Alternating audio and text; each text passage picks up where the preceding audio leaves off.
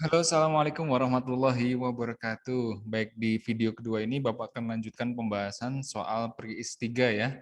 Baik, untuk kelas 11. Langsung saja Bapak start dari nomor 11.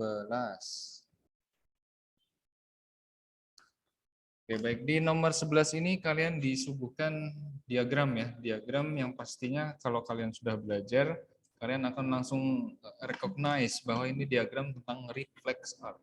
Oke, mungkin nanti di soal akan ada pertanyaan ya, bagian-bagian dari reflex arc dan sebagainya atau urutannya dan sebagainya. Jadi kalian harus benar-benar paham tentang konsep dari reflex arc. Intinya kalau proses reflex arc itu pasti dimulai dari reseptor dong, gitu ya, dari stimulasi adanya reseptor, ya kan? Kemudian reseptor dari reseptor in the skin. Kemudian setelah dari reseptor itu menuju ke sensori neuron. Ini yang kedua. Sensori neuron akan mentransmisikan ya impuls informasi menuju ke cell body of motor. Sebentar. Relay neuron di sini ada, oke. Cell body of intermediate neuron. Nah, di sini akan ada intermediate neuron ya. Nah, itu bagian yang ketiga yaitu relay neuron yang ada di dalam spinal cord. Ingat, karena reflex arc itu tidak akan diproses oleh otak karena perlu gerakan yang cepat begitu. Terus setelah dari relay neuron diteruskan menuju ke motor neuron yang keempat dan yang terakhir ke motor end plate atau bagian dari efektor. Dan kemudian akan ada action ya, muscle that moves the finger begitu. Bisa bisa dalam satu bagian satu organ itu sendiri sebenarnya. Ini bolak-balik ya, begitu. Jadi which one of the effector of the above the reflex movement? Jelas muscle that moves finger itu adalah efektornya. Kalau sensory neuron sudah jelas ya, dari reseptor ke relay. Skin nerve reseptor dari reseptor menuju sensori, kalau motor neuron itu dari relay menuju ke efektor ya untuk menghantarkan impulsnya. Selanjutnya nomor 12. Which of the following shows the coordination between endocrine and nervous system? Kita lihat ya. Corresponding amount of insulin being released by beta cells in response to the change in plasma glucose concentration ya. Sepertinya tidak ada koordinasi di sini karena yang menjadi triggersnya adalah glucose concentration ya. Begitu. Jadi ini Bapak bisa bilang endocrine only. A swimmer sensing the saltiness of sea water getting his mouth. Tidak ada pengaruh hormon ya, berarti nervous system. Kemudian a person closing his eyes in response to the bright light from the sun. Ini juga nervous system. Tidak ada kaitannya dengan hormon. Tidak ada hormon yang mengatur gerakan pupil misalnya. Sudden rise of the heartbeat in the response to adrenaline released by the adrenal glands of a person who sees a big dog running towards him. Nah, di sini ada coordination, di mana dia awalnya melihat ya, jadi stimulasinya adalah si anjing besar ya, seperti itu. Yang berlari menuju ke dia. Wah, ada anjing besar. Tentunya dia akan merespon, kan ya, ini si anjingnya lari, big dog. Nah, responnya adalah keluarnya adrenalin dari adrenal glands ya, akan meningkatkan detak jantungnya begitu ya, sehingga dia pilihannya antara dia lawan atau dia kabur begitu ya, fight or flight responses. Ya. Ya, jawabannya adalah yang D. Lanjut.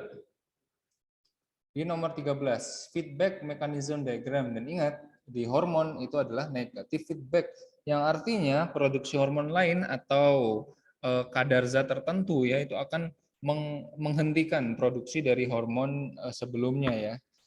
Contoh, which gland or hormone that represent number 1, 2, and 3? Kita identifikasi hipotalamus yang menghasilkan GnRH yang akan menstimulasi jelas pituitari ya.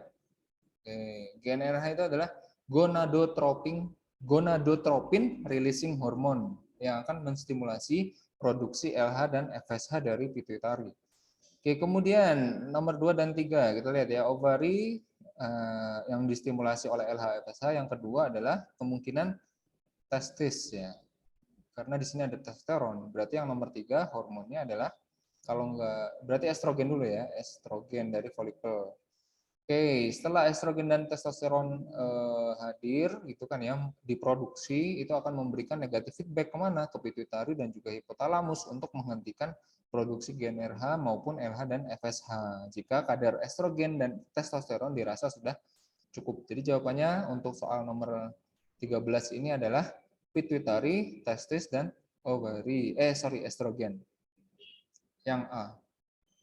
Oke, selanjutnya di nomor 14 sepertinya sama diagramnya. Which statement is true regarding the feedback mechanism? Tadi sudah Bapak jelaskan ya. Yaitu jawaban yang tepat adalah yang mana?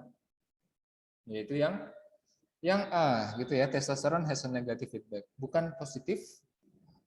LH has negative feedback. Perhatikan LH ovary itu bukan negatif feedback ya, justru positif feedback karena dia akan memicu penghasilan terbentuknya estrogen, tersekresinya estrogen.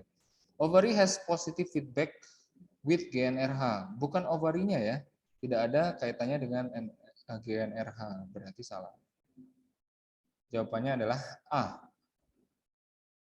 Selanjutnya, nomor 15, which of the following is peptide hormone? Yang kita tahu ada 2 jenis hormon ya, peptide dengan steroid. Steroid hormon itu kebanyakan seks hormon yang berkaitan dengan istilahnya secondary sexual karakteristik ya. Jadi kita bisa coret ya estrogen dari sini. Kemudian kita lihat ya peptide. Oksitosin itu peptide ya yang dihasilkan oleh posterior pituitary gland. Anterior oksitosin. Kemudian vasopressin juga termasuk peptide gitu karena dihasilkan oleh posterior pituitary ya atau ADH. Kemudian kortikoid ini nama lainnya adalah kortikosteroid. Oke. Hormon dari adrenal gland ya, itu ada banyak steroid hormonnya juga. Salah satunya adalah kortikosteroid. Gitu. Jadi kortikoid itu termasuk dari steroid ya.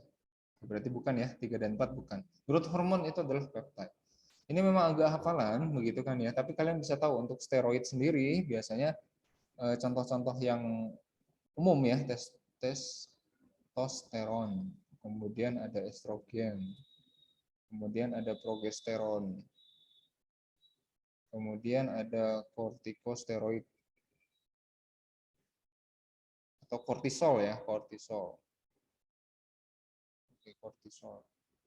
Oke, itu dihasilkan oleh merupakan salah satu tipe dari steroid hormon. Nggak banyak kalau steroid. Kalau peptide itu banyak. Jadi jawabannya adalah 1, 2, dan 5.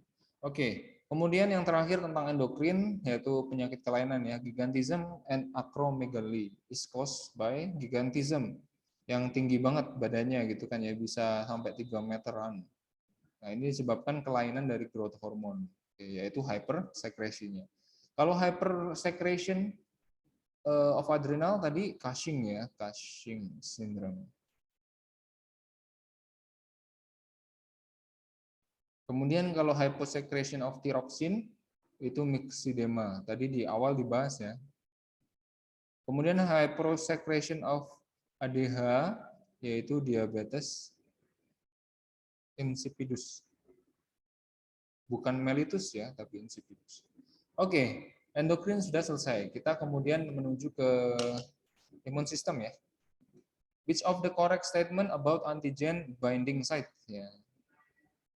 Able to do cross-linking of the antigen, include as a constant region of the body. Oke, Bapak akan jelaskan ya tentang struktur antibody yang mungkin belum Bapak jelaskan secara detail. Oke, jadi antibody itu dibagi menjadi 2 bagian. Yang pertama disebut dengan constant region. Nah, kemudian yang bagian selanjutnya sini dan ini itu disebut dengan variable region. Yang namanya konstan itu menjadi template ya dari sebuah antibody karena ada 5 jenis ya. G, A, M, E, D dan masing-masing ini dia punya constant region yang berbeda ya. Jadi ini adalah template-nya. Oke, kemudian variabel region ini bisa berubah tergantung jenis dari antigennya yang telah dipelajari tentunya. Oke, variabel region jadi bisa berubah. Dan variabel dan region maupun konstan region ini tersusun dari heavy chain dan juga light chain. Bedanya apa, Pak? Cuma jumlah dari polipeptide yang menyusun. Jadi antibodi itu protein yang merupakan tertiary protein ya.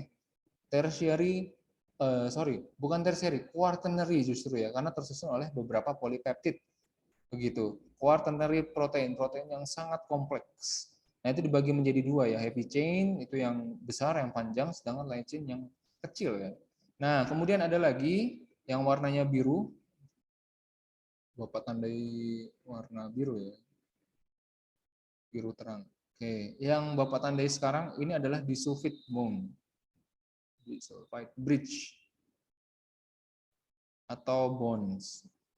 Ya, disulfida gitu kan ya. Ikatan disulfida yang seperti yang kita tahu ya di protein structure disulfide itu akan membentuk quaternary structure juga atau tertiary structure. Oke, yang menghubungkan antara polipeptide lain dengan polipeptide satu dengan polipeptide yang lainnya. Kemudian ada hinge region warna purple yang ini ya.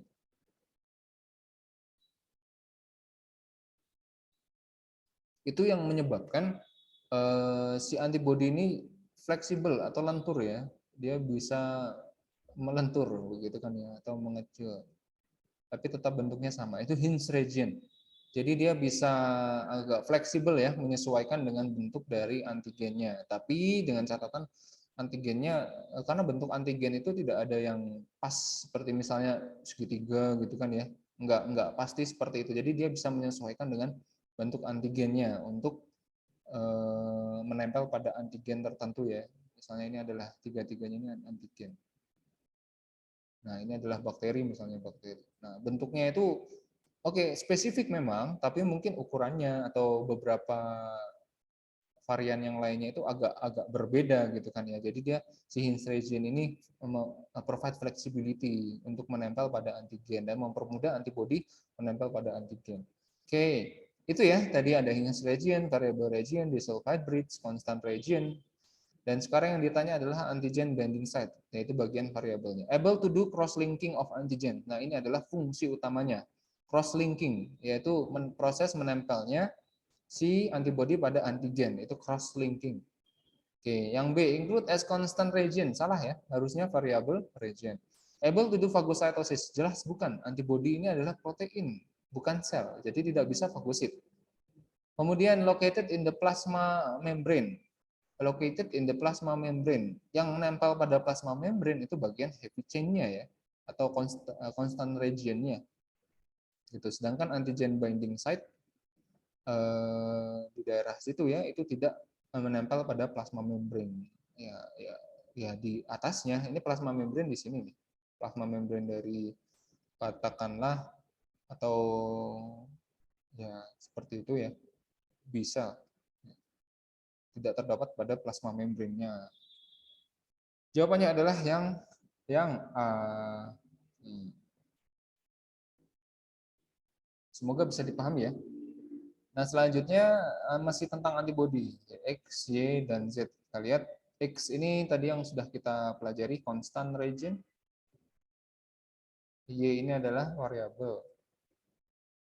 Z ini yang tadi ya, itu adalah disulfide. Oke, berarti jawabannya X konstan. Oke, antara dua ini ya, berarti salah. Kemudian Y itu variabel. Antara dua ini. Kemudian yang Z ini disulfide bridge. Berarti bukan hinge ya, disulfide. Berarti jawaban yang tepat adalah C. Oke, selanjutnya, what will happen if a patient infected by bacteria does not finish the antibiotic prescribed by the doctor? Nah, ini efeknya adalah bakteri tersebut akan menjadi resisten ya terhadap antibiotik, gitu kan ya. Karena ketika kita minum antibiotik, ya misalnya akan menyerang sebuah populasi bakteri ya. Mungkin si antibiotik ini akan membunuh sebagian dari bakteri. Tapi tentunya ada sebagian yang lain bisa bertahan gitu ya, seperti itu, beradaptasi. Nah, antibiotik inilah gitu kan ya yang akan resisten dan dia akan membelah dirinya menjadi menghasilkan bakteri yang juga resisten dan seterusnya ya, seperti itu. Dan ini bisa berbahaya. Jadi kalian kalau misalnya disuguhkan antibiotik oleh dokter itu harus dihabiskan dalam kurun waktu tertentu sehingga tidak menghasilkan bakteri-bakteri yang resisten. Jadi penggunaan antibiotik sebenarnya agak kurang efektif jika kalian tidak konsisten ya dalam meminum. Karena sebenarnya tubuh kita itu sudah memiliki sistem pertahanan sendiri. Jika kita sakit, ya kan, sakit-sakit yang ringan tentunya ya, atau yang belum jelas tentu penyebabnya, cukup kalian meningkatkan imun sistemnya, sistem diri tubuh ini, itu akan bisa sembuh dengan sendirinya. Begitu.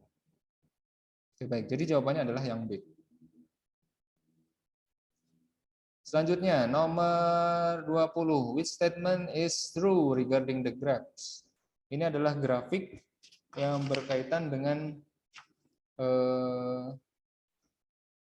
primary exposure dan juga secondary exposure ya, immune response. Ada dua.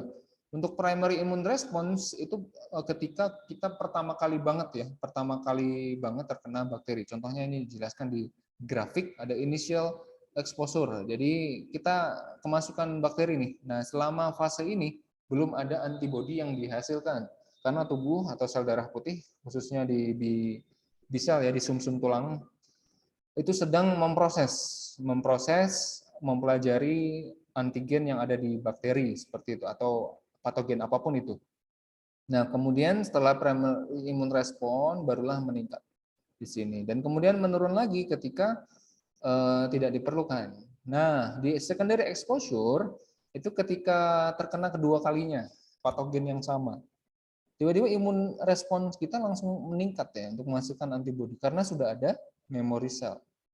Memory cell sudah terbentuk. Di antara ini selama proses ini sebenarnya, selama proses sampai sini, memory cell sudah mulai terbentuk. Memory cells,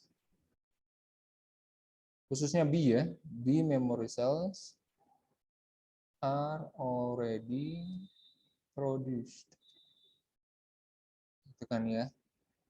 Dan stay di mana Pak? Di plasma darah kita, gitu kan ya, untuk patroli. Plasma darah di lymph nodes, ya B memory cells. Oke, kemudian apa yang lebih tepat? The first graft occurs at the time of the second infection of bacteria. This the first graft. Oke, bukan ya. The first graft occurs at the time of a second infection.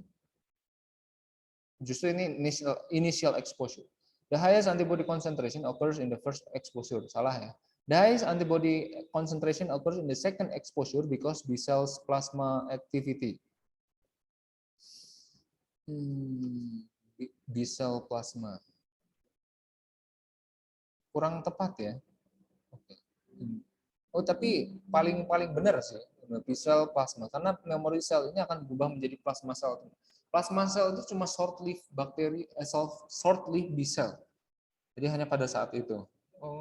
Oke, kita lihat dulu ya. The graft is not caused by the bacterial infection. Okay.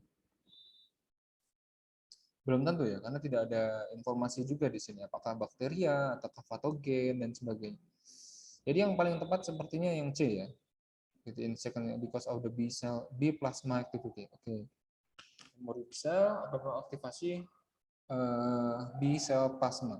Jadi, jawabannya adalah yang C. Baik, selanjutnya. Oke, seperti itu nomor 20. Oke, Bapak akan lanjutkan di video berikutnya ya. Baik.